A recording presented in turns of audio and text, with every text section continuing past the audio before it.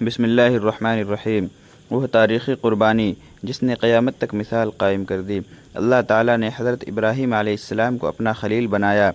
آپ علیہ السلام اللہ کے بہت فرما بردار بندے تھے۔ ایک وقت ایسا آیا کہ اللہ تعالیٰ نے آپ علیہ السلام کو آزمائش میں ڈالا۔ حضرت ابراہیم علیہ السلام نے خواب میں دیکھا کہ وہ اپنے بیٹے حضرت اسماعیل علیہ السلام کو اللہ کی راہ میں قربان کر رہے ہیں۔ انبیاء کا خواب سچا ہوتا ہے، اس لیے آپ علیہ السلام سمجھ گئے کہ یہ اللہ کا حکم ہے۔ حضرت ابراہیم علیہ السلام نے اپنے بیٹے حضرت اسماعیل علیہ السلام سے فرمایا، بیٹے میں نے خواب میں دیکھا ہے کہ میں تمہیں اللہ کی راہ میں ذبح کر رہا ہوں، تمہاری کیا رائے ہے؟ حضرت اسماعیل علیہ السلام نے نہایت ادب اور صبر سے جواب دیا، ابا جان آپ کو جو حکم ملا ہے اسے پورا کیجیے، انشاءاللہ آپ مجھے صبر کرنے والوں میں سے پائیں گے۔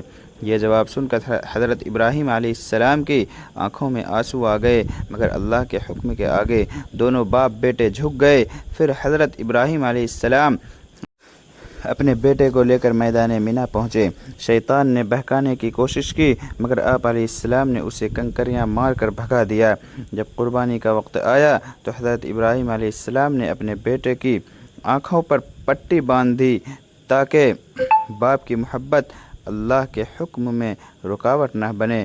پھر جیسے ہی چھری چلائی، اللہ تعالیٰ نے حضرت اسماعیل علیہ السلام کی جگہ جنت سے ایک دمبا بھیج دیا۔ حضرت اسماعیل علیہ السلام محفوظ رہے اور دمبا ذبح ہو گیا۔ اللہ تعالیٰ کو حضرت ابراہیم علیہ السلام اور حضرت اسماعیل علیہ السلام کی یہ ادا اتنی پسند آئی کہ قیامت تک آنے والے مسلمانوں پر قربانی کو سنت ابراہیمی بنا دیا۔ یہ واقعہ ہمیں سکھاتا ہے کہ اللہ کی رضا کے سامنے اپنی خواہشات قربان کر دینا ہی اصل ایمان ہے۔ قربانی صرف جانور ذبح کرنے کا نام نہیں، بلکہ اپنے نفس، غرور اور برائیوں کو اللہ کے حکم کے سامنے جھکا دینے کا نام ہے۔